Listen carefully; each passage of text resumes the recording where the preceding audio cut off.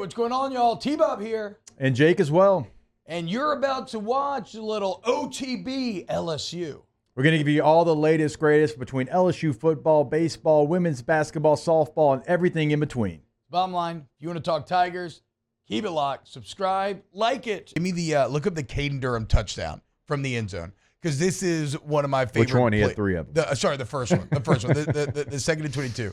Because this one is awesome for multiple reasons as well. I love the play design. Also, Caden Durham's speed is just next level in how he attacks it. All right, so go to the end zone. Oh, I'm going to see it from both angles. Well, this angle shows the speed better. To be fair. That's what I thought you were trying to see. All right. No, the speed is cool. Like, just watch, like, boom. See, that's just 1 foot. You know, it's foot in the ground. Just beat the man. Beat him. Somehow beat him. And there you are in the end zone. No third and goal to worry about. Now, give it to me from the end zone because I love, we credit Baker's creative play design. I love this from Sloan. So you got trips right. And then you want to see, like, pause it right there. So already, normally on a zone read, you leave that backside in, unblocked, and the quarterback reads him. If he crashes, he pulls. If not, he hands it, right? On this play instead, because this is planned to be like a counter where you make it look like zone right and then cut back left, Campbell's going to go ahead and block the end. And you're leaving that backside linebacker unblocked, but look at where his movement's going. He's already, because of the trips, because of the formation, he's already lined up a bit more to the trip side than he would be. And then look at where he's facing, where his hips are going. As this ball's being handed off, he's fooled. And then if you take a false step with Caden Durham's speed, you can't keep up. Yeah, and he sees a double team with the center and right guard. So his assumption is that it's going to that side, it's going to hit play side. And if it hits anywhere, it's going to hit between the left guard and the center. So he thinks if he fills that gap or stays in that gap, he's going to be okay. But like T-Bob said. And the double team is clearly, this is a planned cutback. This is not a read because look at how they double team. Yeah, you can see 72 kind of turn a little bit too. Chester's coming off. Yeah, exactly. And then Chester's coming off, walling off to the left, not trying to slide block and reach him to the right. And the best part about this, like T-Bob look said, at that foot in the ground. Once that happens with Caden Durham, you're toast. You're cooked. Now, you could have got a face mask right here because he grabbed a handful of face masks. They didn't call it. All right. But he still, watch this. I mean, to have the ability to still run through a face mask and still create that kind of momentum and to just break away from it. And then you almost get a horse collar. How does he score here? Because like right here, okay, in my mind, I'm probably going to try to give this DB, a shoulder right to the chest. I'm going to try to get him down to the 5-yard line and just carry him for a little bit and then set up a third down. Yeah. But I'm telling you, man, he's got the ability and just a nose for the end zone. And look how slippery he is. Look how slippery he is. So a face mask that his speed and power broke out of, and now a horse collar that his speed and power breaks out of. By the way, neither one of them was called, and just finds a way into the end zone. Somehow bends it into the pile. Watch it one more time. Full speed. Doof! Shot out of a cannon, bro. Wow. And all of a sudden we home. Face mask, horse collar, doesn't matter. We home, baby. Love it. Also, last thing offensively, guys, the final drive is football erotica. Yeah. To go, I mean, you got the ball. So on the last drive, you got the ball back with. Sorry, let me find my exact notes here. Okay, so there's 10:42 in the fourth quarter when you get the ball.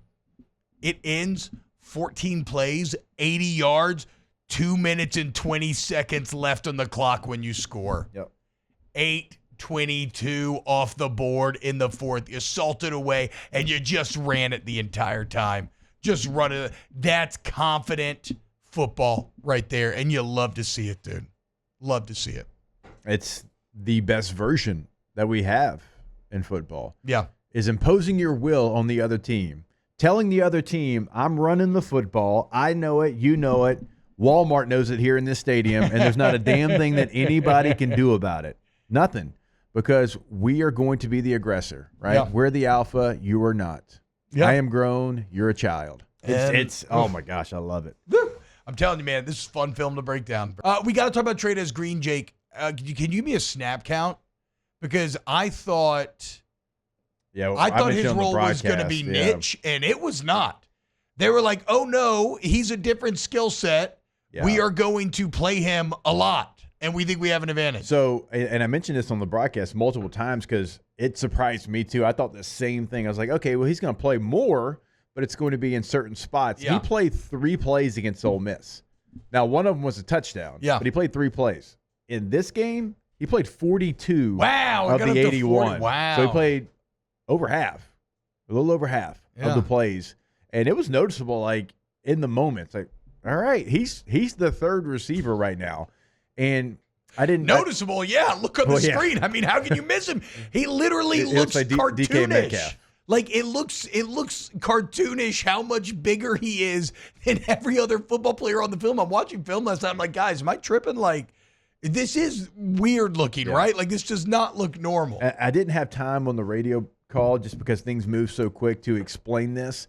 But teams right now are going to have to decide, do we play this as 11 personnel with 3 receivers, 1 tight end, and 1 back? Or do we treat it as 12 personnel with 2 tight ends, 2 receivers, and a back?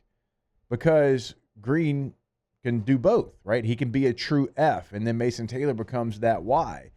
And so you have to make a decision. Now, some teams will play that kind of the same now with today's defenses, but if you play it different, like you're going to be maybe bringing in a different DB, or maybe it's a coverage linebacker, what they're going to have to decide how they play that, because you have an advantage. Like if you want to throw something to the outside, a quick smoke or whatever, and he's the pin guy right there at the point where he's the lead blocker, that gives you an advantage. Well, go watch the first play of the game, the swing to Caden Durham, which again is a run play. Mason Taylor and Trey'Dez are blocking, and I mean he's just mauling people. He's taking all that work he put into learning how to block a tight end. Only now he's not having to block DNs. He's getting to block DBs. And then you still see the red zone value, Jake. You think about the 2-point conversion. It's just a massive target. So I was very impressed. And one of the funniest visuals is him and Aaron Anderson next to each other. Because it is some real Danny DeVito, Arnold Schwarzenegger in Twins sort of energy where I think, do you have the other picture from my Twitter, Taylor, if you could pull that up? Because I'm pretty sure he's next to Anderson there.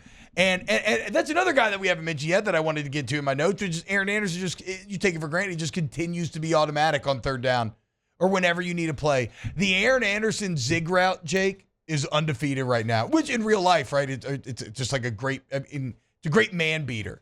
No matter, look at those two. Look at those two next to each other. But yeah, Aaron Anderson, fantastic again the other night. Just kind of lost in all the other good that was on film. Yeah, he's been highly consistent. I want to talk about C.J. Daniels at some point today as well. He attacks the football at an elite level, and it will go unnoticed. But trust me when I say this, he also blocks his ass off. He does. We were breaking down the 2-point conversion, and Blair throws it to me, and I was trying to break it down. I was like, "Look, here's what it is. I'm tall, you're not." Yeah, that's the breakdown of the Trey'Dez Green 2-point conversion. It's like I have a mismatch. I'm going to throw it up to my guy, and you're not going to be able to make a play if I put it in the right spot. I mean, what a weapon he suddenly looks like now, that and used so much more than I ever would have thought. Wow, Jake, what incredible takes. I mean, those guys, they're just the best. I think so. And if you think so, again, hit the like button, subscribe, ring the bell so you get notifications when we post every single day here on OTB LSU.